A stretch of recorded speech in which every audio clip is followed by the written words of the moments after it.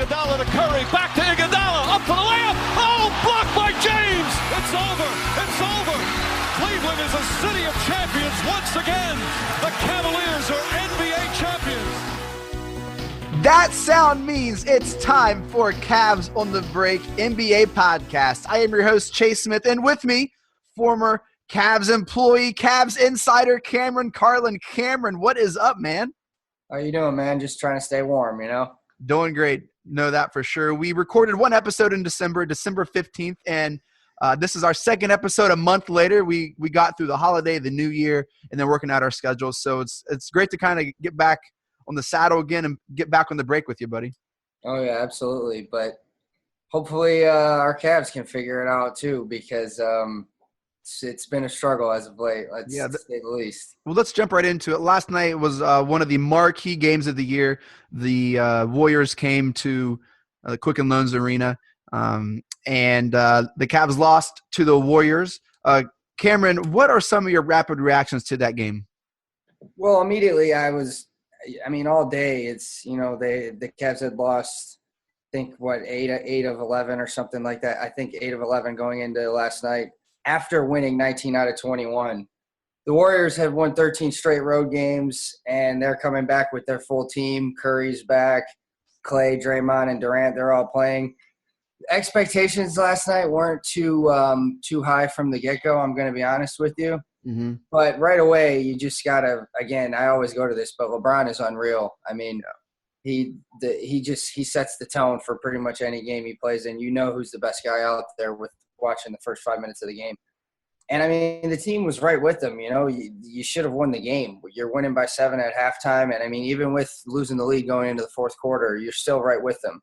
But you just can't have a shooting stretch of – at one point with 6 minutes left in the fourth, they were 1 for 15 in the fourth quarter. You can't do that against any team, let alone the Golden State Warriors, one of the best teams of all time.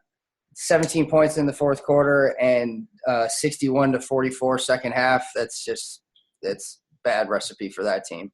Yeah, honestly, it felt like to the Warriors, we were just another team to them. It honestly felt like they were kind of letting us strut our stuff the first half, and then it's even weird to say against they actually tried the last couple quarters, and that's just the nature of the beast, man. They have that thing so well oiled and rocking and rolling. It's kind of super intimidating knowing that they have these guys for the next couple years, and they're just going to get better. For us, and I mean pretty much any team, to compete with them, you have to really get at them when they're down. Yeah. Once you get a lead on them, the Cavs are up 7 at halftime. You can't feel good about that. That's when you need to focus that much more, because 7 points for them, you see it. Ty Lue called the timeout after the Cavs were up 9. Klay Thompson comes out, hits 2 3-pointers in a row. That's all of a sudden it's a one-possession game. They score 6 points in 20 seconds. It doesn't. A 7-point lead is nothing to them. You need to stretch it to 14, then 21, and then even at 21, you got to stretch it again, because they're always coming. Yep. You have to play a perfect game against them. Your bench has to outscore them. You have to close out. You have to dominate the boards. You have to win the time possession. You have to limit their possession. You just literally have to play a perfect game. You can't leave them wide open because they'll hit their shots. Right. I think back to the finals that we won. We dominated the boards and we walked the ball up the court. We didn't try to out-Warriors the Warriors. We didn't try to beat them at their own game, because you can't. And that was one of the things that always made me scratch my head last season, is why are we trying to out-Warriors the Warriors? They're the best at what they do. Exactly. And LeBron James-led teams traditionally play with a slower pace. Yeah. So when it comes down to where he's got the ball every possession, pretty much, he has to dictate that pace, and it'd be a slowed down game, because, like you said, you're not going to outscore them guys. Yep. But I think though, especially that if for the Cavs, if they could attack them when you have Clay and Draymond in the game, if our bench is really going to be one of our strong points, then that's when we need to really make our move, because Draymond is definitely he's a great player, but he's a lesser player when he doesn't have Steph Curry and Kevin Durant around him. Mm-hmm. So when he's out there as a focal point with just Clay, the Cavs really need to be able to attack him. And they did for about 3 quarters yesterday, and that fourth quarter was just, man, it was bad. Yeah. So what do you think this game does to the Cavs psyche? I mean, we've been kind of a losing streak. We've lost 5 of the last 6, 2 of the last we're 2-8 in the last 10. Like, what is this? Does this continue that, oh man, the Cavs are in trouble, or are there positive takeaways from this game? I think that they could definitely marginalize it and look at the first half and understand that they did have some success against that team. But once they watch the film and it gets into the second half, and the negative will definitely stick with them, and that's just something that they're going to have to learn from and move on with. Yeah, so obviously the national media has picked up on the Cavs' troubles lately. Like I mentioned earlier, we are 1-4 in our last 5. We've lost 5 out of the last 6, and we're 2-8 over our last 10. What were some of those trends, Cameron, that you've noticed in these games that kind of carried over to this Warriors game?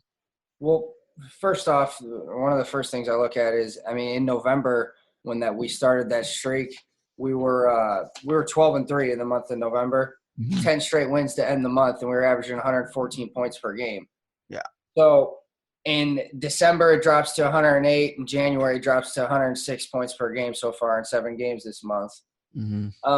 What's even more alarming to me is that we have guys who can shoot the ball all over the field or all over the floor, and but they're just not. I mean, Jay Crowder in 7 games in January, 23% from 3. J.R. Smith, 26%. Isaiah Thomas, granted he's just coming back, but 23% from 3. And even LeBron, 27% from 3 in this month.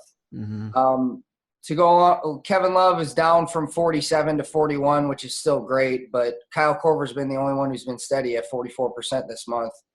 A lot of times in the NBA, too, it's just a make-or-miss league. So if you're going to shoot that bad, those are almost you tell the guy not to shoot 3-pointers anymore type numbers. Well, I think this losing streak and this kind of doldrum has been kind of alarming. We've seen losses by 14, 28, 34. It's not like these are close games. I mean, the Cavs are getting outplayed. They're getting ran off the court. And that can get coaches fired. That can get players traded. I've seen that before. Yep. I mean, so was this loss to the Warriors like those other losses? You never want to think that, but knowing that it has happened before, it does seem a lot like it. However, though, when Coach Black got fired, the Cavs were definitely struggling and then had lost to the Warriors at home by it was, I think, 132 to 98. So it wasn't quite the loss that it was yesterday, but still, anytime you lose to that team, knowing how much everyone wants to beat them, it just weighs so much on the organization, regardless if it's a regular season game in January. But it is tough to look at it like that, but that's how the team has to look at it and move on. However, though, like you were saying with the blowout losses, it was the first time LeBron had ever lost back-to-back games by 25 points. Yeah. And I always say now at this point in his career, 15 years in, anytime something happens for the first time in his career, it's definitely noteworthy, whether good or bad. Yeah. I mean, as many games as that guy's played, it's hard to see things happen for the first time ever to him again. Yep. Which team do you think the Cavs are more like? Are we more like the team in November, or are we more like the team in January? You have to say the team in November. They just have too much talent. The roster, it's one of the highest paid rosters in NBA history. But you also have Hall of Famers even on this team. You got 3. Granted, Dwayne Wade's past his prime, but you got LeBron James and Dwayne Wade, 2 guaranteed Hall of Famers. Kevin Love, All-Star. Isaiah Thomas, All-Star. Kyle Korver, one of the best shooters of all time. You have players. There's no way this team, even if someone would argue that they're not a championship contender, they're not a 2-5 team in a month that gets blown out by 25 in back-to-back games. There's no way. Yep. So probably somewhere in between the two, more realistically. Do you feel like, and just kind of wrap up on this segment here, do you feel like the team is worried about their play this month, or I know LeBron, they had that film session and all that stuff, but do you feel like they feel the gravity of what's going on here? I would have to say slightly. I mean, you see and you hear what's going on, but again, with their backs against the wall, if you really had to test them, I think that they would have the confidence in themselves that they could go out and beat any team in any series, no matter the home court advantage at all. Like I said, you got LeBron James on your team. Yeah. There's nobody that he thinks is beating him. You know that. Yeah. Yep. So hopefully here this week's slate of games, the Cavs turn it around. I want to turn it to another segment in our show called Stat of the Week, where Cameron and I kind of pull really unique stats just from around the league and kind of share those and kind of help give you guys the pulse of the league. One of the stats that I wanted to point out were league-wide total three-pointers made and total three-point percentage. And looking at this list, the Houston Rockets topped the list with the most three-pointers made in the league with 661. The Nets are really in second with 522. So the Rockets have made 139 more threes Wow. than anyone else in the league. So then we have the Nets and then the Cavs, Mavs, and Warriors at 520, 519, and 517. But what's interesting, Cameron, is you go over to percentage. The Golden State Warriors are leading the league in percentage at 38.8. And looking at that list, we have the Pacers, Pistons, Hawks, and Nets rounding out the top five. So the Rockets and the Cavs are nowhere near that top five. And I think that just speaks to how efficient the Warriors are. And like literally you have to play perfect. I think it speaks to the spacing that they create, the open looks they get, and how unselfish that team is, that they don't really care who scores. If they have the hot hand, they're going to feed them. Absolutely. They got a couple of the best shooters ever as well. Yep. Any open look to them that's pretty much a layup. So how about the Brooklyn Nets, though? I can't believe that. Yeah, that's kind of interesting. So wish kind they of would make a couple less for us, right. So to kind of bring this back, Cameron, your opinion: can the Rockets out Warriors the Warriors? I don't see it, but again, anything can happen. That's why they play the games, Anything. I mean, these guys can get hurt. Knock on wood. You don't want to see that, but anything can happen. And if you do have that type of shooting ability, who knows? The guys can get hot for 4 games, and their guys can be in a slump for 4 games. And it's not likely, but you never know. Yep. What's your stat, man? I have to go with this guy's always been one of like my random favorite players, guy to play with on 2K. Came out of high school, came in with Allen Iverson. He was like his rookie, Lou Williams, with 50 at Golden State. I feel we've talked about them a lot today, but I mean, us and then them are like the center of the NBA. But Lou Williams with 16 out of 27, 8 3-pointers, 50, 27 in the third quarter. Clippers were on a losing streak. He goes into Oracle and has 50. That's very noteworthy. But also want to honorable mention to Anthony Davis as well, 48 and 17 in the Garden. That's anytime you see big stat numbers like that, that's kind of always opens my eyes. 48 and 17 is a hell of a game. Yep. This is week 14, and we're 1 game into a 3-game slate for the Cavs. Our next game is Thursday night at 7 p.m. Tip-off is at the Q. The Orlando Magic's coming to town, which actually was our one win. If you go back in our last 6 games, we beat the Magic a week and a half ago or so. And our third game in the 3-game slate for week 14 is Saturday afternoon, a pretty great matchup, 3:30 at home against the Thunder. The Cavs just got done with a kind of little road trip, so they get 3 home games this week. That's a pretty good matchup. Cameron, what will the Cavs be looking to work on the rest of this week's slate, and what do you kind of expect to see happen? I think that I hope that we can just outclass the Magic. To be honest, I don't think that the Cavs are gonna, if they beat Orlando 130 to 100, it's not gonna be everything secured game. But I would like to think that they can use that game kind of as a stepping stool to try and test themselves on Saturday against what's definitely a very good team in the NBA. It's a good matchup on national TV. I mean, you got to be able to get up for that. So I would like to see them just come out against Orlando and play as hard as they can, try and use it as a stepping stool into Saturday. Will the Cavs beat the Magic? Oh yeah, absolutely. That's if we don't beat Orlando at home, then there really might be some problems. What would it take to for us to see a major change on the team? Well, judging by our history, I think that a trade is inevitable.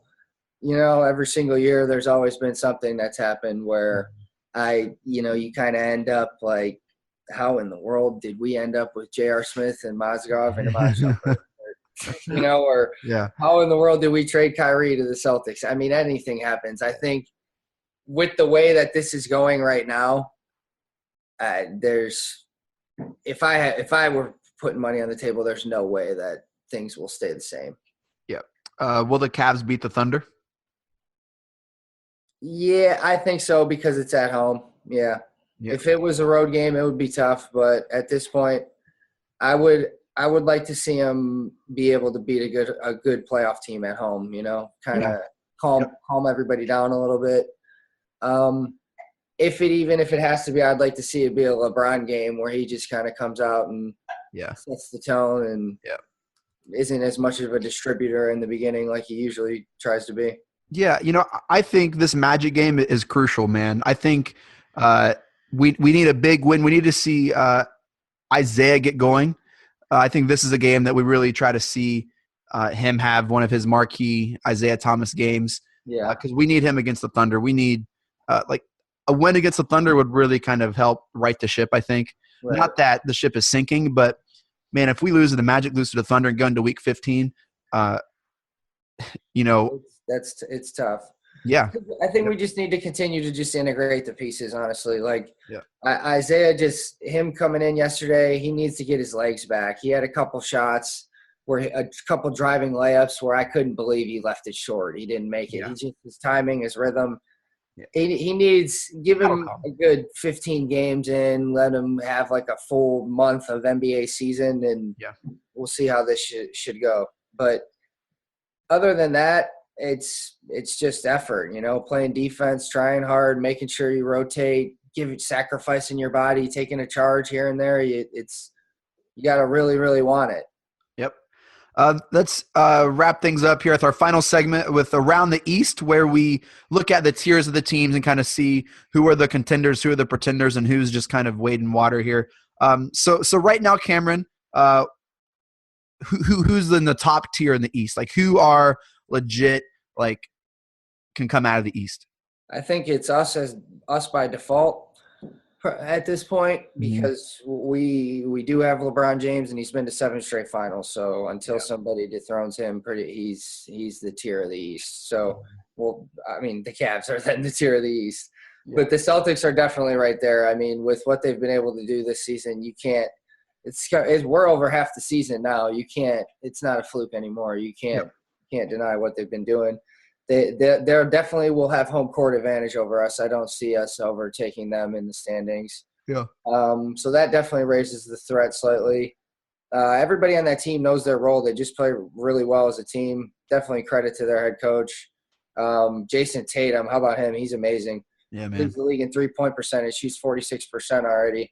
And the longer this goes, the more of a genius Ainge looks with Fultz's issues. And exactly. And it's just everybody fills in, and then of course you have Kyrie. We know how good he is, so it's definitely a threat, because I think that the Cavs they haven't had to beat this team in a series before. They've beat the Celtics before, but it was a totally different team, totally reconstructed team.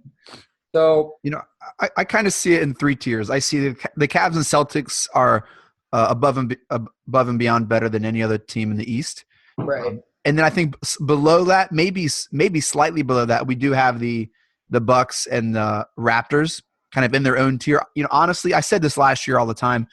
I think the only team that can physically match up and give LeBron trouble in the East is the Bucks. I think Giannis is this whole nother level of player, and we're seeing that this year. But every time the Cavs play the Bucks, man, it's just like, gosh, that's a tough game. I would not want to see them in a 7-game series. They almost beat the Raptors last year, but I do think the Raptors, with their change of pace in the game and how they're using the arc of effectively now, like, I think that's I know the LeBron owns Toronto and the Raptors, and I don't even know if they've even won 1 or 2 games against them in the playoffs. But I think that kind of adds a different element. So I think the Bucks and the Raptors are in their own tier, like below the Cavs and the Celtics. But then below that, the third tier, you have teams that are scrappy, that are really playing above what they should be. You have the Pacers.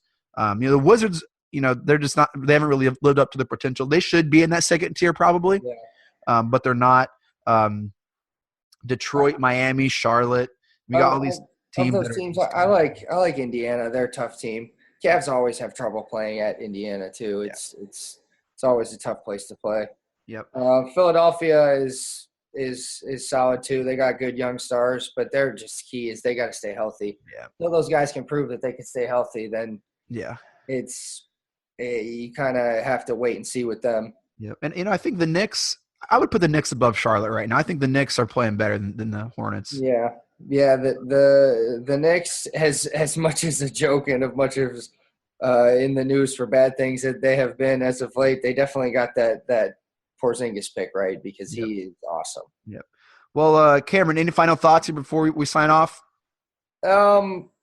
Yeah, I mean about the only positive thing I could say right now is the Cavs lost to the Warriors twice in 2016 in the regular season, fired the coach, and ended up somehow winning the title being down 3-1. Yeah. So I think that's like real drama is being down 3-1 in the finals. I mean, granted, this is a struggle right now, and we got to get through it and get better, but we got to be positive and try and see the light at the end of the tunnel, even though it is tough to see right now. Yep. Well, you can follow us on Twitter at Cavs on the Break. Send us an email at podcast@cavsonthebreak.com. And you can follow Cameron on Twitter. Cameron, what's your Twitter handle? Just at Cameron Carlin. You can find me on Twitter at The Chase Smith. Thank you for downloading and listening. Mike Breen, take us out. Congratulations, Cleveland. Your decades-long wait is finally over. The Cavaliers are NBA champions.